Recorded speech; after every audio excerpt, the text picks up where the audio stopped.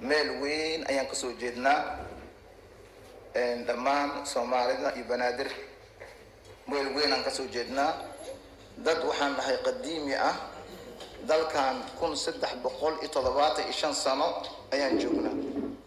67 hijriyada ayaan nimid 149kii Suleymaan bin Yacquub ayaa dalkan mideeyay oo macnaha magaalayay asaa magaala ka dhigay awwahani way Suleymaan bin Yacquub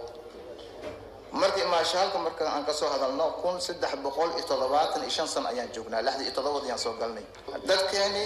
madaxay ahaa jireen dalkan ayaga ka tali jireen ayaga madax ahaa jireen culumta diinta ayaga loo hoos imaa jiray dhinac walbaba siyaasad ahaan way ku jireen dalka waxay ka ahaayeen dad oo magaaladan xakumo ay ahaayeen hadaan ka soo qaadano faqay aboor aad u naqaana ugu heli jadkeeni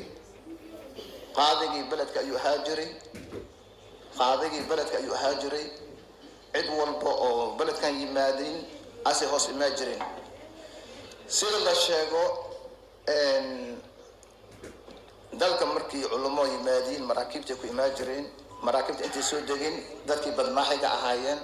ayaa u aadi jireen markaas dhihi jireen xagee rabtiin culimadan rabnaa waa loo imaan jiray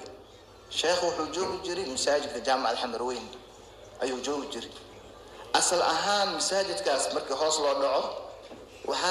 waxaa waqfay dhulka faqa Umar bin Faqi Abhaji al-Qahtani sanadka markuu ahaa 502 hijriyada ayaa dhulkaas waxaa waqfay faqa Umar bin Faqi Abhaji al-Qahtani dhulka asaa waqfay kadib بعد 200 sano masaajidka waxaa dhisay Maxamed bin Abdul Aziz Kulala